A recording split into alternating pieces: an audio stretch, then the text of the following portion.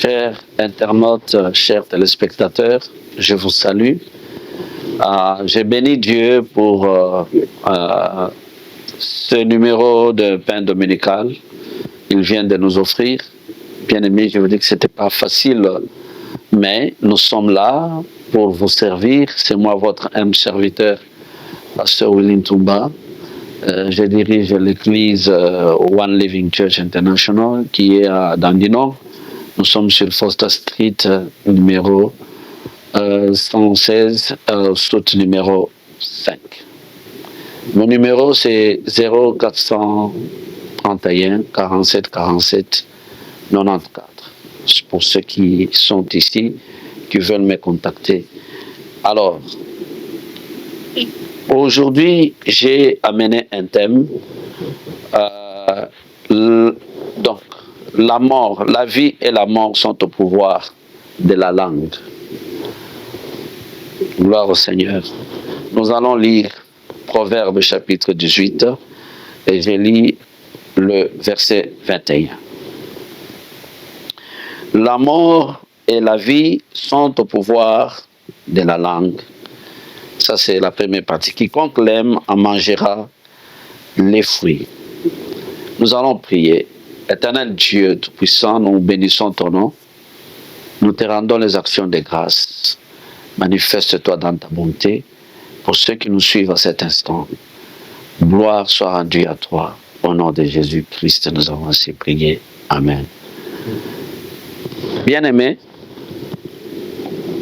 je suis venu vous dire que vous êtes les résultats de ce que vous parlez, de ce que vous dites de vous-même. Donc, il y en a qui ont attiré la mort par leur langage et il y en a qui vivent par leur langage.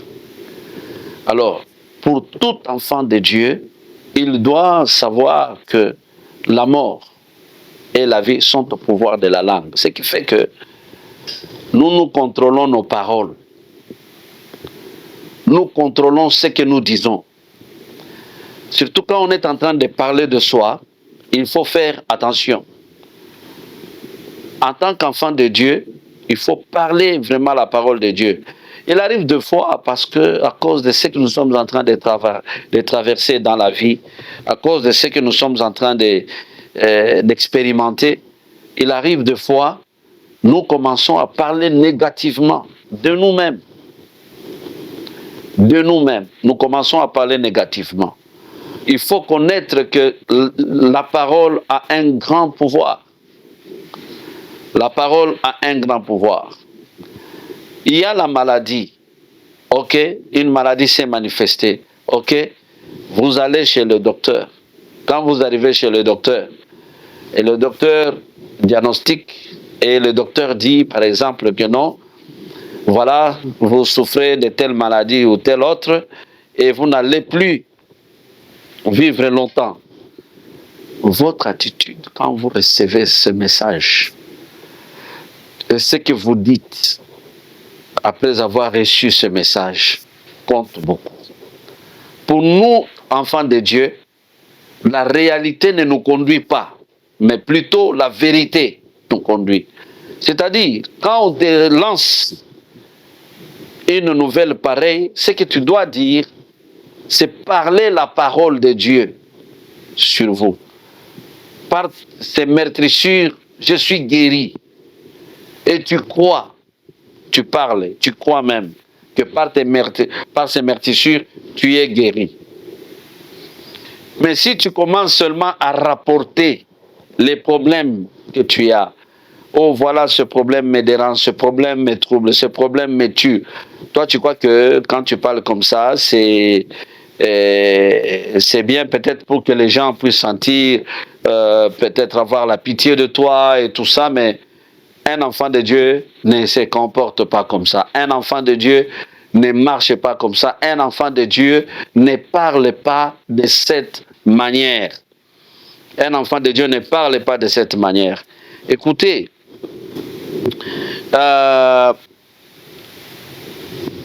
toujours dans ce livre de Proverbes, chapitre 18, il dit, c'est du fruit de sa bouche que l'homme rassasie son corps. C'est du produit de ses lèvres qu'il se rassasie. Bon, vous allez dire que non, comment il se rassasie du fruit de sa bouche ou de ses lèvres, il rassasie son corps. C'est-à-dire, c'est qu'il est en train de parler, c'est que tu parles. Essaie un peu d'évaluer tes paroles. Quand tu parles d'abord de toi-même, quand tu parles de toi-même, essaie un peu d'évaluer. Si vous comparez les paroles positives et les paroles négatives, qu'est-ce qui pèse chez toi? Qu'est-ce qui pèse chez toi? Voilà pourquoi, en tant qu'enfants de Dieu, nous devons être pleins de la parole de Dieu. Et chaque fois qu'il y a une situation, nous parlons de la parole de Dieu. Parce que Dieu, c'est notre Père, il nous aime. Dieu ne peut pas permettre que, donc toi tu commences. C'est-à-dire, nous, le fait de croire en Dieu n'exclut pas que nous pouvons avoir des tentations, nous pouvons avoir des maladies, nous pouvons avoir des situations compliquées. Ça peut être là. Mais ce qui est important, c'est nous avons la parole de Dieu. Face à chaque situation, il y a la parole de Dieu que nous mettons en pratique qui correspond. C'est pourquoi la Bible dit, résistez le diable, il fuira loin de vous. Comment vous le résistez? Vous le résistez avec la parole de Dieu. Comment vous résistez avec la parole de Dieu? Il faut connaître la parole de Dieu. Il faut être plein de la parole de Dieu. Aujourd'hui, nous avons des gens, des chrétiens, des enfants de Dieu. Ils ne lisent pas la Bible. Vous n'avez pas le temps de lire la Bible. Vous n'avez pas le temps de méditer la Bible. Vous n'avez pas le temps même d'écouter. Même le pain dominical, ici, comme on vous envoie ça chaque semaine, la personne qui, notre frère Denis, il se donne. Il ne dort pas. Et il le fait pour la gloire de Dieu. Je vous dis bien, il le fait pour la gloire de Dieu. Mais la parole vous suit même là où vous êtes, mais vous ne vous donnez pas. Alors, c'est ça le problème. Maintenant, quand il y a une situation qui vous arrive, c'est pourquoi vous échouez de parler.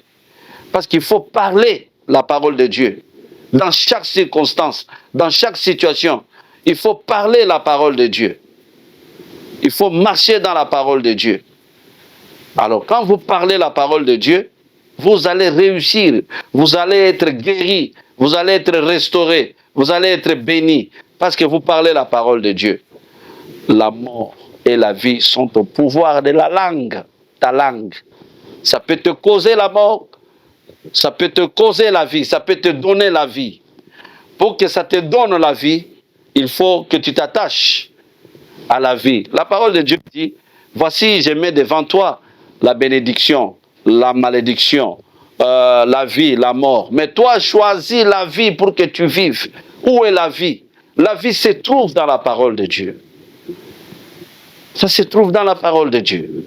Et quand vous lisez la parole de Dieu, et quand vous observez la parole de Dieu, et quand vous méditez la parole de Dieu, c'est alors que vous serez capable de parler la parole de Dieu. Alors vous serez capable de parler la parole de Dieu. Vous savez, bien-aimés, Dieu nous a donné tout dans sa parole.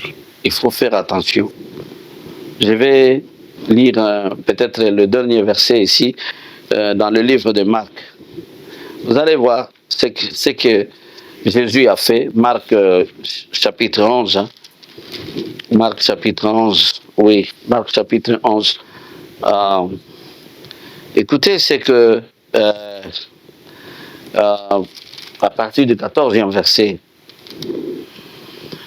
prenant la parole et lui dit que jamais personne ne mange de ton fruit.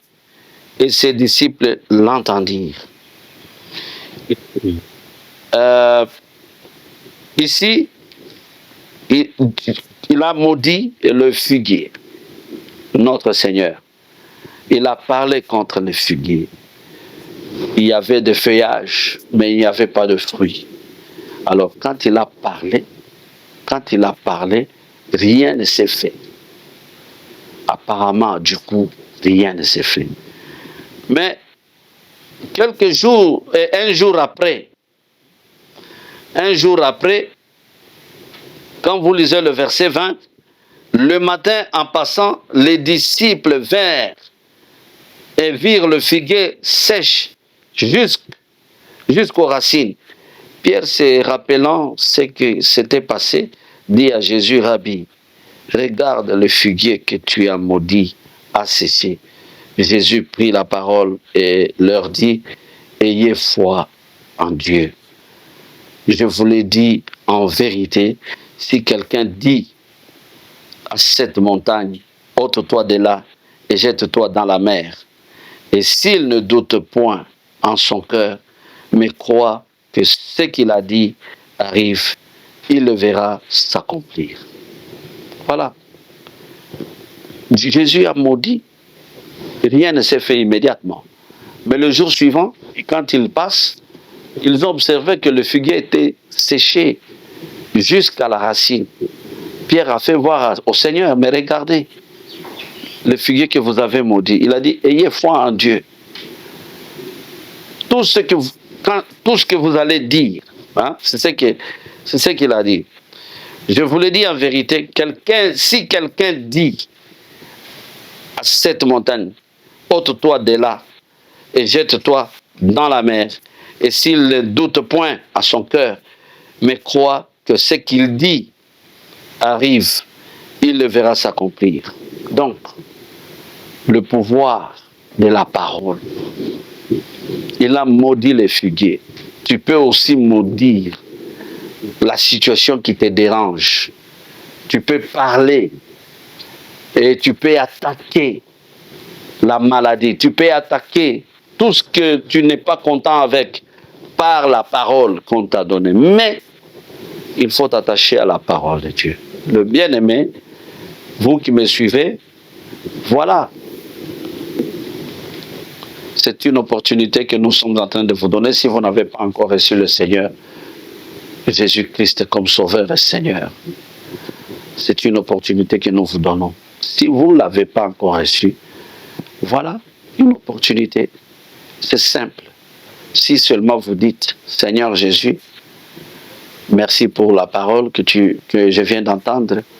À partir d'aujourd'hui, j'ai pris la décision de te suivre toute ma vie. Prends la direction de ma vie, reste sur le trône, assis-toi sur le trône de ma vie. Sanctifie-moi.